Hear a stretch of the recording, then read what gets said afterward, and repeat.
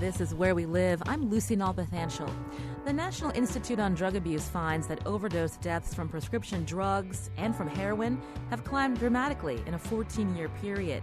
Deaths from heroin alone have increased by six-fold to 12,000 deaths in 2014. That same federal agency reports that overall, the trend of illicit drug use among high school students is declining. But a local survey of youth caught our attention. Illicit use of prescription drugs has almost tripled among high school students in southeastern Connecticut. That's according to the Southeastern Regional Action Council. Today, Where We Live, we wanted to learn more about how students view and use prescription drugs in the context of this national overdose epidemic. A part of the conversation we haven't heard is whether schools should be more involved in the discussion that communities are having with and about our kids. How do you think schools should respond? You can join the conversation, 860-275-7266. Email wherewelive@wnpr.org. You can find us on Facebook and Twitter at Where We Live. Later in the hour, we'll hear from educators, municipal leaders, and a mental health professional. But first, Angela Duhame joins us by phone. She's community educator at Southeastern Regional Action Council. Angela, welcome to Where We Live. Hello, good morning. How are you? I'm fine. Thank you so much for joining our conversation. Can you tell us a little bit about the council that you sit on?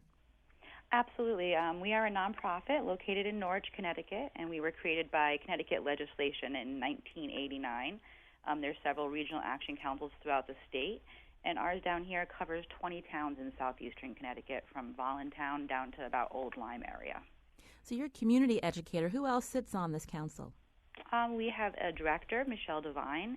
We have a program coordinator, Ray Allen Bergman, and an epidemiologist, Christine Mescal. And what's the point of the council?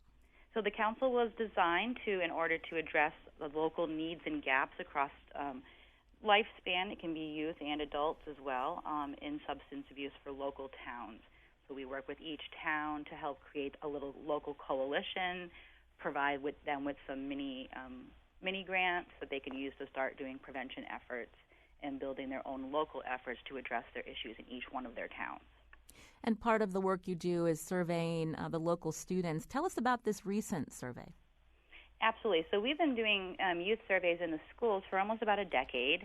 And so as now we've been able to collect data for a while, we've been able to organize it in a more systematic way. And one of the things that we have is a federal drug-free communities grant, which allows us to target 8 communities in southeastern Connecticut. So we pulled together some data in 2014 in order to apply for that grant, and this past year we've been looking at what has changed in the last year or two. The survey is about, for this survey, is the 3,299 students. And what we did see was we had set goals to address alcohol and marijuana, and those rates did come down, as we predicted and hoped for. But the prescription drug use actually rose, which was something that was a little bit surprising for us, I guess. So it's interesting. So alcohol and marijuana use, according to this, the kids surveyed, that's actually declined. But in terms of illicit use of prescription drugs, that has risen. Yes, indeed. And so what do you do with this information? I mean, that you said that was surprising? It was a little surprising for us. Sometimes it takes a little bit longer to bring the rates down that we have, but a lot of our efforts since we have been around for quite some time, a lot of the efforts we have done have been around alcohol and marijuana use. So to see the alcohol rate come down, especially with a lot of attention on the risks of driving, the risk of alcohol overdose, and the effects on the teenage brain, we do see that maybe those things are making a difference. Right now, so because we didn't really expect to see the rate of prescription drug misuse rise, we are in the process of reworking our action plan. We do have 3 years left of our federal drug-free communities grant.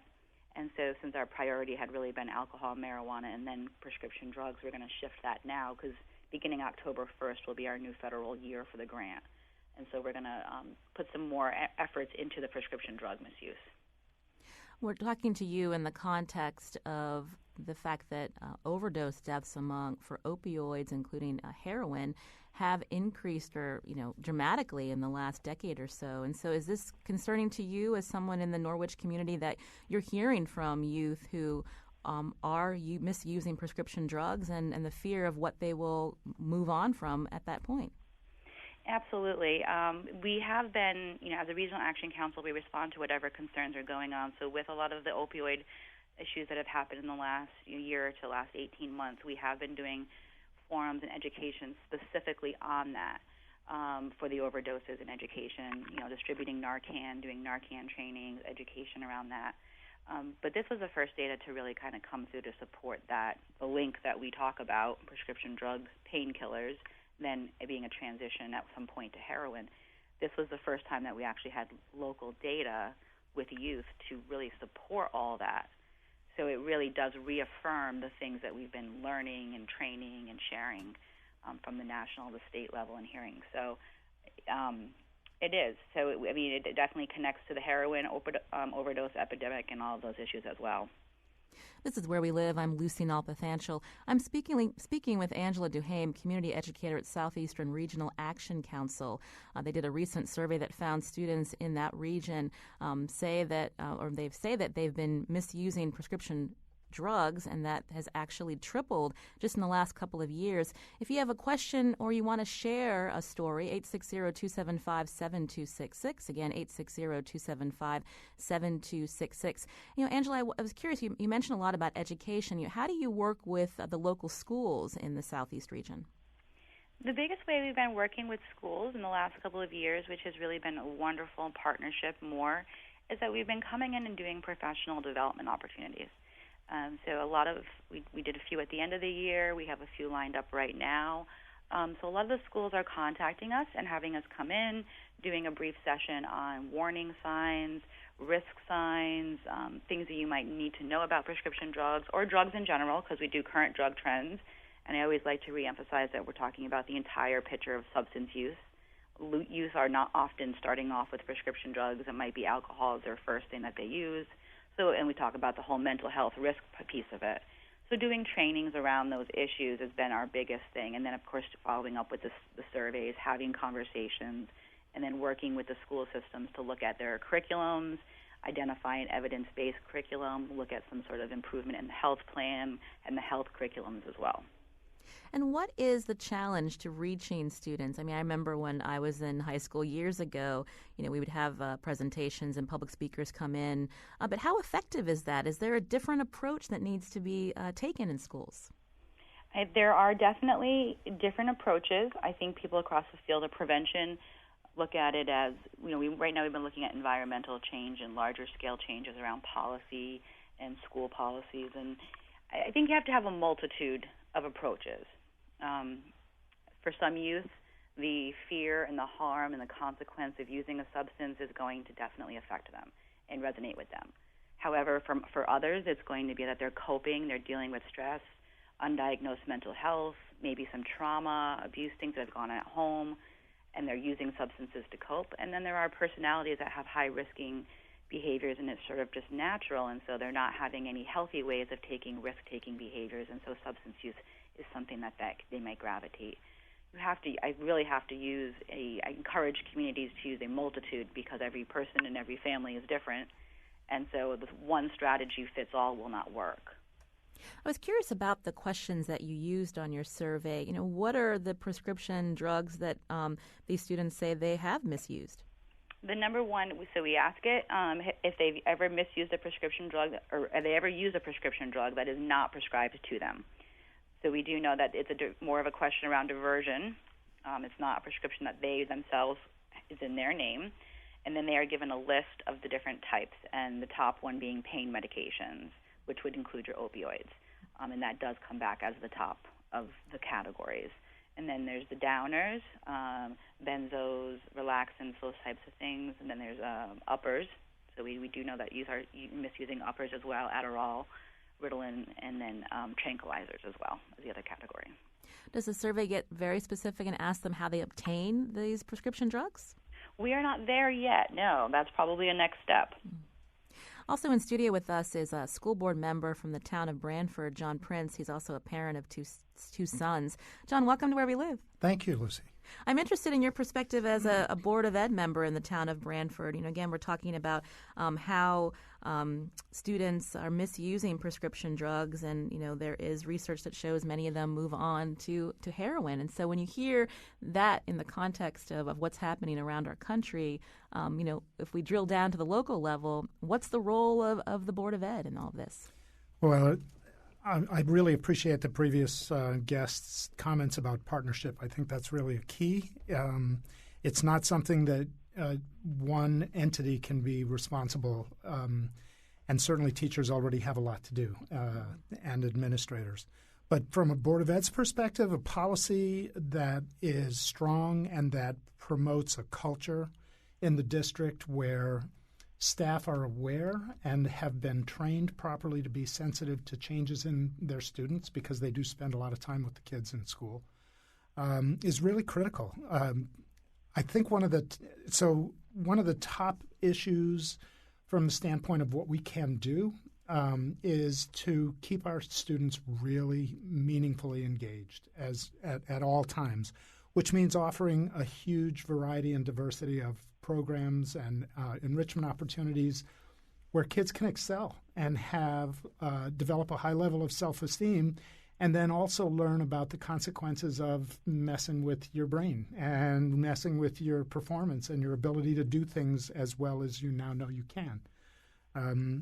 Branford has a partnership that we got a grant from AT&T, a $10,000 grant, where the counseling center, the police department, the local YMCA, the schools, I believe the businesses are going to be involved, are going to meet and do the kind of comprehensive approach townwide where it's a wall-to-wall kind of coverage. So the multiplicity of approaches is really key. And that's something that's new, that you're just starting. There has been one meeting of the steering committee, and I must add also that a parent who has had experience in this area is also part of the steering committee. So there's real experience on there. Yes, it is pretty new.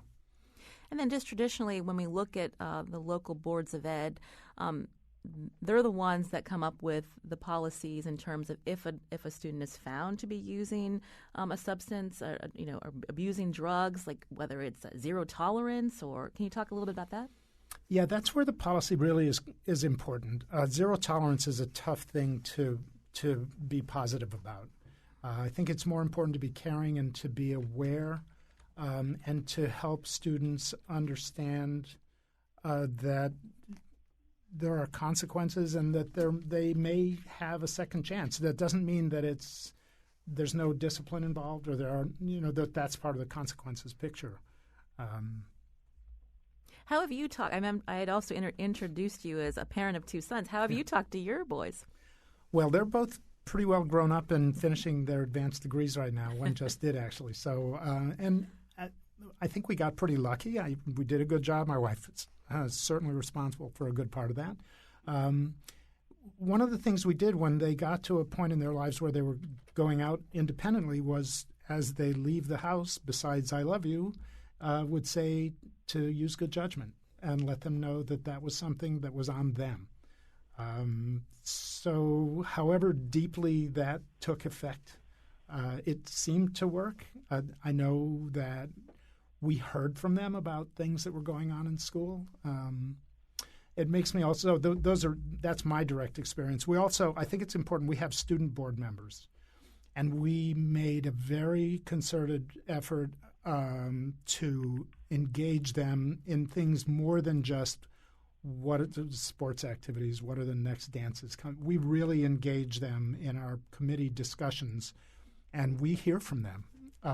When you give them license to talk about things that are happening in the building and they know that it's meaningful, they talk about those kinds of things. So that's going to be an important part of what we do as well, is to make sure the student voice is part of the picture.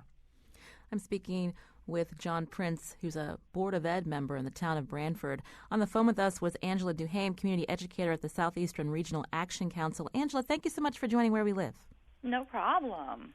We're speaking about substance abuse among youth and asking what role schools should play in this discussion. Does your school district address this issue adequately? You can join the conversation, 860-275-7266. Again, 860-275-7266. Comment on our website, WNPR.org/Where We Live. You can find us on Facebook and Twitter at Where We Live.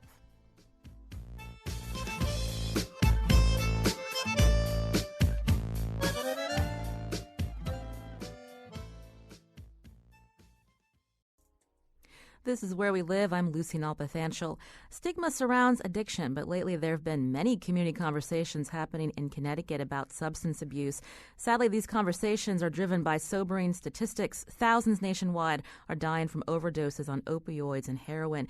In Connecticut, fatal overdoses more than doubled from 2012 to 2015. A couple of years ago, I reported a 3-part series for WNPR on substance abuse among teens, and a fact that has stayed with me: 9 out of 10 adults who are suffering from addiction say they began using alcohol or drugs when they were adolescents. Earlier in the show, we heard about a survey of high schoolers in southeastern Connecticut that found use of illicit prescription drugs has tripled. The findings made us wonder how schools today are involved in prevention and what, if anything, should they be doing. In studio with me is John Prince, who's a Board of Education member in the town of Branford. And John, I wanted to turn to you before we get to our other guests. You mentioned that you have the student voice as part of the Board of Ed's work. And I'm curious about, what they're telling you in terms of why their peers may be using prescription drugs or what they need from adults to help them so that they're not making that bad decision.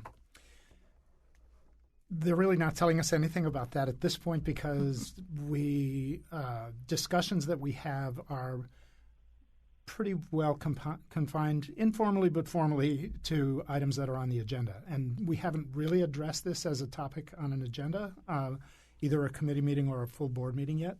I do think that it's now going to be part of an upcoming agenda, certainly after the school year starts and we get our kids into the routine of coming to the committee meetings.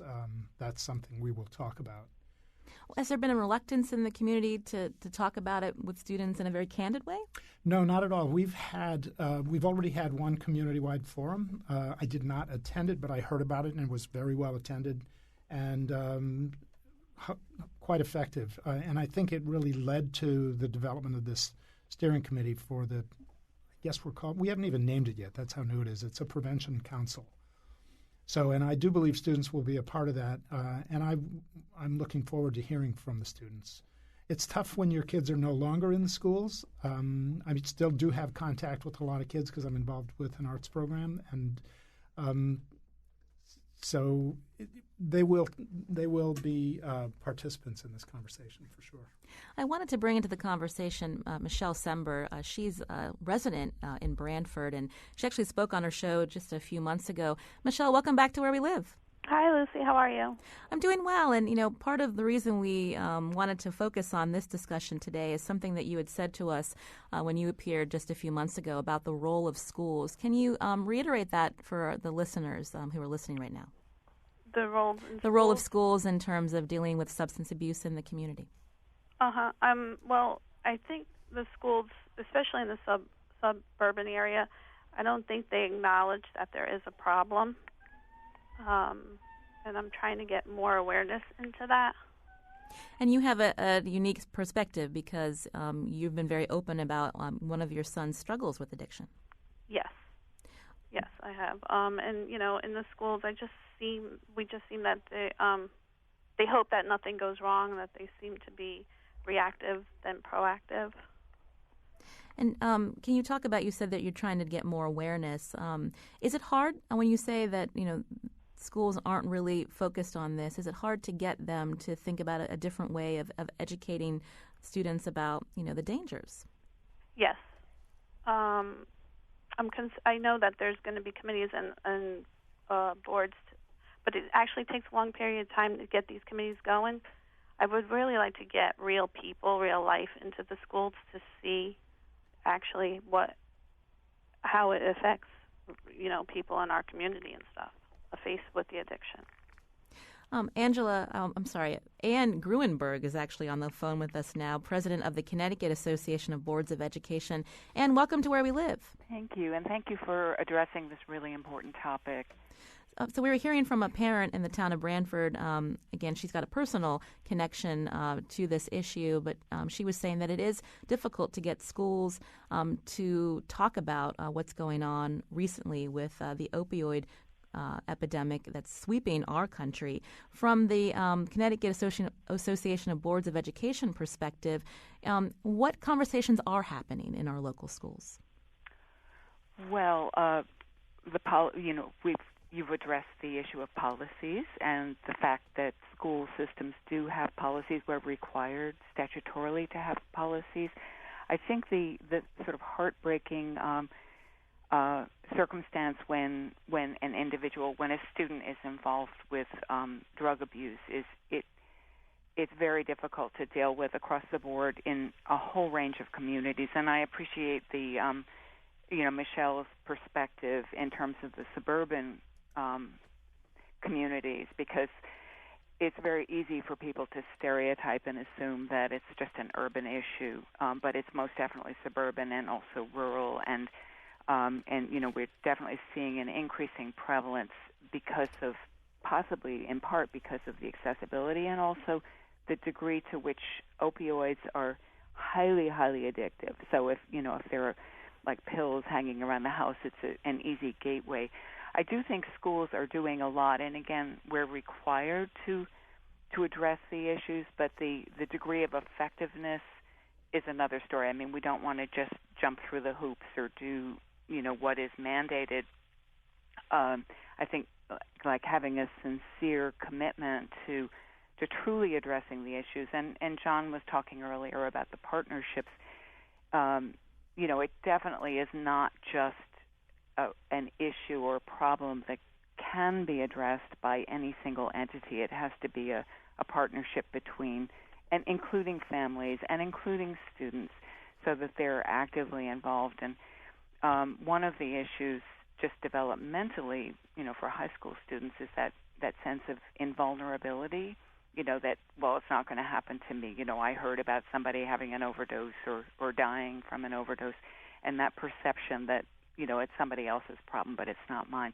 Communication is a huge issue. So that's not,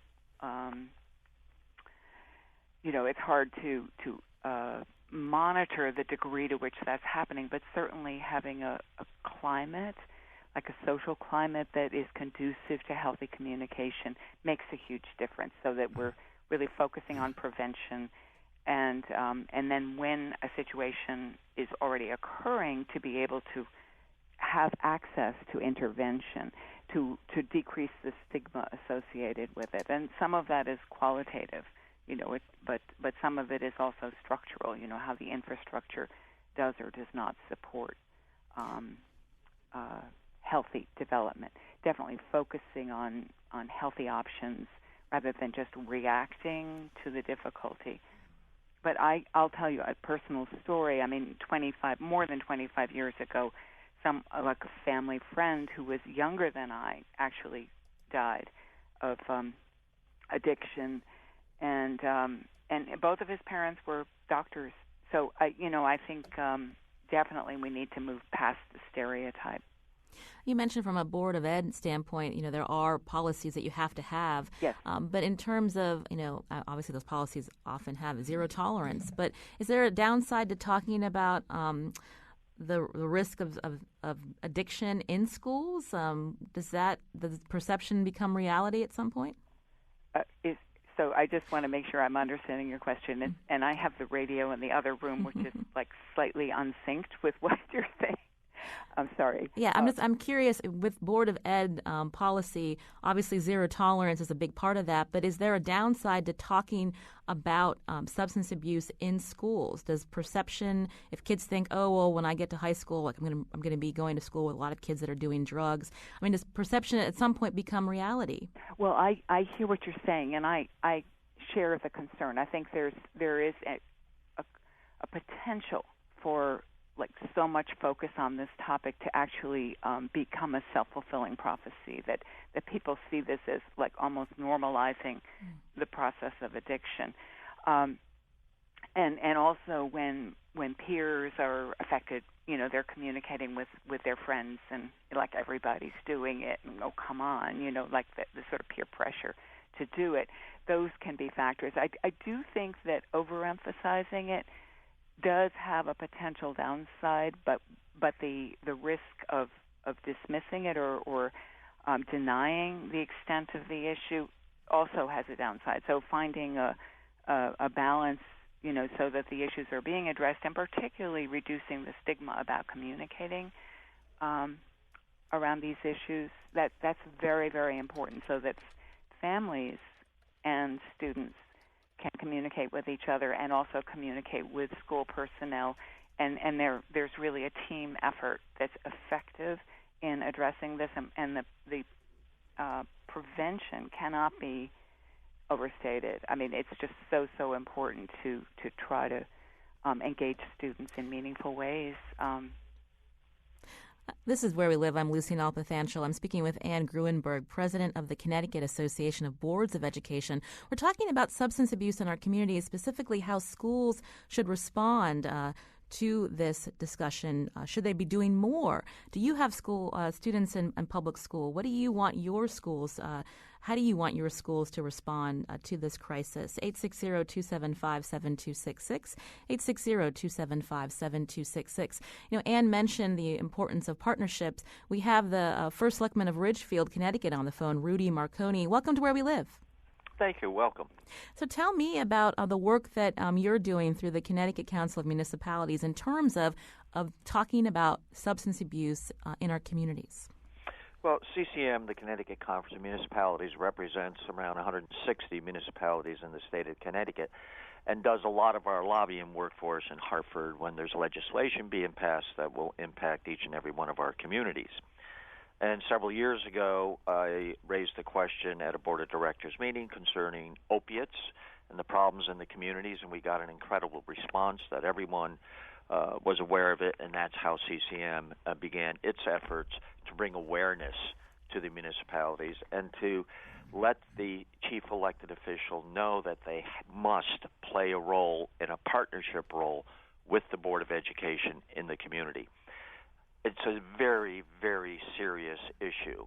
This year alone, in 2016, we are expecting 832 overdose deaths. 832. We now lose more people to overdose than we lose to motor vehicle accident fatalities on our highways. And I think that statistic alone should have people stand up and say, wait a minute, what is going on? Through all the efforts that have been made over the years, Lucy, have we helped? Yes, we have, but we're falling behind. We are not winning this war at all. And it's a very serious issue for a lot of people, and it's a tough topic to talk about. Multiple kids, young people in rehabilitation, come out, relapse, unfortunately, ends up in an overdose. But at the school level, at the middle school level, when kids at 12 years old, by the way, which is the average age of experimentation, not only here in Connecticut, but across the United States, when they are exposed to that drug, challenged through peer pressure or what have you, that's the beginning. And although not every heroin addict smoked marijuana, the gateway to that is the issue. Mm-hmm. And this year we're looking at the possibility of the legislature entertaining the legalization of marijuana. So while we're trying to figure out ways to create educational opportunities to make our children more aware of the consequences of alcohol and substance abuse, the legislature, on the other hand, is starting to look at, can we gain tax revenue from legalizing marijuana like they did in Colorado, where they're now generating about $125 million. There are going to be societal consequences. Can I ask you, Selectman Marconi, Sure. because you are, obviously a town leader in Ridgefield, how are your schools focusing on this issue of substance abuse? What more needs to be done there? Well, every 4 years we do, it's called the Search Institute. It's a survey of, you can go either from the middle school through high school or from 9th grade through 12th, and you do a survey, and you'll get answers back, and it gives you a general trend, an idea. Now, are there some answers in there that are fictitious just to try and throw the testers? Sure, there's always that component. And if you get over 10%, it kind of nullifies your survey. So we've been below that. Excuse me. So we feel confident that we're getting relatively decent information. We're getting an idea of what's going on. But the best way to do it is to work with the parents. You need to make parents aware of what exposures their child is going to be experiencing. And we started a program for parents of 5th grade children who are going into the middle school years. Our middle school is 6, 7, and 8. And what they will be exposed to and the challenges. And you first need to educate the parents so that the parents understand where the influences are going to be coming from, what they're going to look like, how they can notice behavioral changes in their children, whether they withdraw, whether they study less, whether they're doing something else. These are all signs that can help parents be better equipped, more tools in their toolbox to be parents to help raise safe children.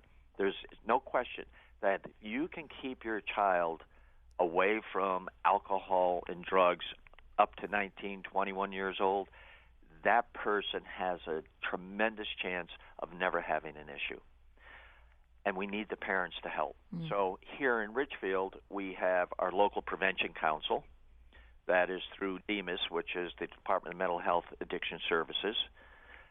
We also have a local doctor who started something called Project Resilience to help build resiliency in our kids. We have a multitude of speakers that come through on a regular basis that we expose our children to. And our health classes are beginning to focus more on the issues surrounding substance abuse and the devastating consequences you can suffer. It's a tough group to get to because someone mentioned earlier in the program that at that age of 16, 17, and 18, you have a sense of invincibility, that if you're going to try something once, it's never going to have never-ending consequences for you, and you're going to experiment, and that's the difficult part of it. So we need parents to really be involved, really communicate with your children. We need a lot more education on this at the school level for both the students and the parents, and I think then you will begin to see some changes, but it's going to take a while. The biggest issue with the opiates happens not during the high school years, but as soon as they're out of high school at that 18, 19, 20 level through college into their 20s. That's a huge... Oh, I think we lost Selectman Marconi. We'll try to get him back on. But I wanted to turn to our Board of Education member here in the town of Brantford, John Prince. Can you respond at all to what the Selectman was saying from Ridgefield about how the buck really stops with the parents? The parents are clearly a critical part of the picture. There needs to be clear communication about district policies and positions. I think parents should have a real understanding about what they need to do when they are prescribed medication that may be available in the medicine cabinet or around the house, and have a real, honest discussion with their children about, why do I get this prescription? What does it do? What is it for? How does it make me feel? And I'm a grown-up and you're a child, and this could happen to you if you want to play with this stuff. Here are the kinds of consequences if you find your way into my medicine cabinet. Really, the point that I want to make, though, is along the lines of how we treat the children who serve on our Board of Ed as Board of Ed representatives. I thought of it as a kind of insult to their time and their intelligence to only ask of them what's happening in sports, what's the next dance, because their voice is really important in the bigger picture, in the scheme of things. So the kinds of information that we deliver in the schools needs to take that approach as well. and not be, we're going to have a speaker today who's going to talk to you about opioids. Mm-hmm. No, you need to really engage the children, hear from them, let them test their understanding, and not be afraid to explore the realities of this and not just kind of the Nancy Reagan just say no to drugs approach. I want to turn back to Ann Gruenberg, president of the Connecticut Association of Boards of Education. Before we get to break, Ann, a statistic that really struck me from the Connecticut School Health Survey in 2015, where 28.5% of kids said that they were offered, sold, or given a prescription drug while on school property. And so I'm curious if you could talk about the relationship between schools and law enforcement, and is there enough communication there when we're dealing with this issue? That's a good question. Well, and I think the importance of collaborating for schools to collaborate with other community organizations, including law enforcement, is very important under a whole range of circumstances. In terms of drugs, it gets back to the school climate. And if students are being meaningfully involved in healthy choices, they may be far less likely to do what you're describing. Again, it's a balance, and when students have a clear sense of the potential consequences of their actions, they may be less likely to engage in what you're describing. When it's on school property, I mean, it brings up legal issues in terms of searches of lockers, and I think some schools have taken very vigorous, proactive, or even aggressive measures to monitor what's going on with students. But I think the approach of being preventative and, again, really focusing on the potential consequences, really to engage students in understanding the consequences of their own behavior, which includes the potential for them to hurt their friends by sharing or offering substances to their friends on school property. So clearly the schools have a responsibility to monitor what's going on in the school, but hopefully that doesn't mean that there will be a police state in the school, and that it's a fine line sometimes. But having really clear messages. I think there's another issue that is like part of the picture that hasn't really been addressed is involves the relationship between prescription drugs, which are relatively easy to access, and then very, very dangerous boutique types of drugs that are deadly. And so when students start with something and then they move into something else, it just is a very slippery slope. And I'm sorry, we're almost out of time, but I wanted to just turn that question back to Selectman Marconi from the town of Ridgefield. Your take on the collaboration between schools and police. We just have a couple of minutes. Well, it's certainly gotten better, but there are some laws that prevent the correct collaboration from taking place in terms of the sharing of information. There is information that the schools may have about certain individuals, and that information, they're prevented from sharing that information, and I hear this from our police chief a lot. And although they work very closely, they need a review of the laws that exist today to make that communication a lot better. We have SROs in all of our schools, in our middle, just about every one of our schools, and that has been a big help for us, the student resource officers. So the law is playing its role to the best of its ability, but to wrap it up quickly, I would say legislation prevents them from doing the type of work they need to do. So here's a novel way to involve law enforcement. It's a trauma-informed approach to being proactive.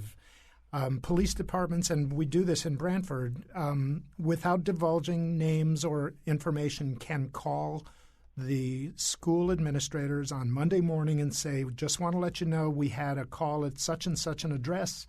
There are students at that address. Kid might have had a rough weekend. You need to be aware of that because behaviorally you're going to see evidence that there was a tough time for this kid, and this child may be at risk for doing the kinds of things we're talking about. Well, we're almost out of time, so I want to, again, thank John Prince, who was just speaking there, Board of Education member at the town of Branford. Also, Selectman Rudy Marconi from the town of Ridgefield, and Ann Gruenberg, president of the Connecticut Association of Boards of Education. Thank you all for your time. When we return, we're going to actually hear about an approach that the schools in Litchfield County are taking. This is Where We Live.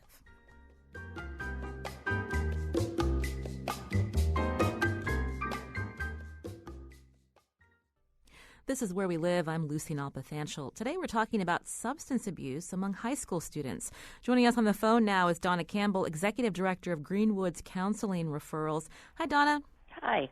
So we're hearing about a program that Greenwoods Counseling Referrals is rolling out with Litchfield Public Schools. Can you tell us about it? I sure can. We're very excited to do this. A lot of schools have worked very hard on mental health and substance use disorder kinds of services, but they tend to be very fragmented. And schools are not in the business of mental health, but they really need to be. And so I think what's refreshing about this approach is it's very comprehensive. We're looking at the school and children in a total way, so that we're looking at, 40% of kids in the schools are in trouble educationally. And if you look at those issues, they go beyond substance abuse and look at the social, emotional, and psychological functioning of kids. And so oftentimes if someone's struggling with substance abuse, there's a mental health disorder as well? Well, it's more psychosocial. It could be mental health, but I think when you look at 40% of children who are in bad educational shape, they're very vulnerable to substance use disorders because they're struggling. And when you're struggling, you're looking for something to kind of kill the pain. Substance use disorders don't exist in a vacuum. And for many kids, there's trauma, there's poverty, there's problems at home, there's issues with their own health. So starting this school year, what will Greenwoods be doing in collaboration with the public schools to reach all of the students there? Well, we're trying to take a universal approach. So we're working with parents and kids. So we'll have groups for parents. We're doing a needs assessment with them to determine what they'd really like to talk about, and rather than kind of going in with a top-down approach. And with the kids, what we're trying to do is build a system that they want to attend. It's not singling out children that we feel need to have a label, but rather offering something that they want to do. So they would be approached by mentoring other kids and learning the psychosocial and sort of resiliency skills they need, and then passing those on. How difficult was it to roll out a program like this? Because, obviously schools are in the business of teaching. They're not thinking about mental health. So it's very difficult. I've worked in a lot of school systems, and it's always seen as a sideshow, really, to the business of teaching kids and, preparing them for test taking. But I have to say, the school system in Litchfield is refreshing. They really look at the kids in a holistic way, and they don't see this as something that they have to do. It's something they want to do. That makes it a lot easier. And they understand that we need to really integrate the curriculum as part of the school day and not something, again, that's segmented out for special needs children. Well, what's happening in Litchfield County that's informing the public schools this is something that's needed? Well, I think schools understand that, but again, they tend to have a lot of services. So the psychologists in the schools, the school-based clinics, but they're all sort of very segmented. And what we're hoping to do is create a culture that has psychosocial intervention as a part of the deal. It's not just something that's added on. We got a tweet from a listener, Donna. They ask, what to do about teens who abuse prescription drugs because their parents do? What about whole family care? Well, that's really important. That's why what we're trying to do involves family intervention.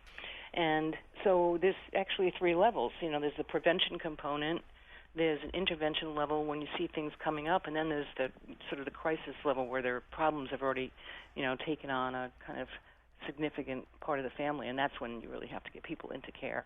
And that's pretty much our job. I mean, Greenwoods is all about access to mental health services, and we are kind of the Match.com of mental health. People come to us looking for service. We have a network of private practice providers, so we see people, and then we match them to the best therapists in our network. And when finances are a problem, we have a program that gives some help for paying for that service. I'm talking with Donna Campbell, Executive Director of Greenwoods Counseling Referrals. Greenwoods is launching a program with Litchfield Public Schools to provide mental health education to students in those schools. If you have a question, 860-275-7266. Donna, if you could walk us through exactly the curriculum that Greenwoods will be working on with the schools to reach these students. Well, I think one of the last speakers talked about a trauma-informed approach, and that's what we're using. There's a number of evidence-based approaches we're discussing with the school system right now, and we haven't determined which one we're using because we're still looking at the age range of kids to start with. This is really a pilot. One of the good things about where we're working is that the junior high school and the high school are in the same building. So we're hoping that as young as we can reach the kids, it's really much better. As they transition, then the program becomes part of their day. But there's a number of trauma-informed approaches, and again, we're looking at active parenting of teens, a program called Dignity Diplomats. There's a number of things we're looking at that have been tested. And what about cost? I mean, how are you able to do this? Well, we're very lucky. We got a grant from the Connecticut Community Foundation, and a private donor stepped up with a significant grant to do this for us. So we're extremely lucky. Greenwoods relies totally on private donations for its work, and we have some very generous sponsors.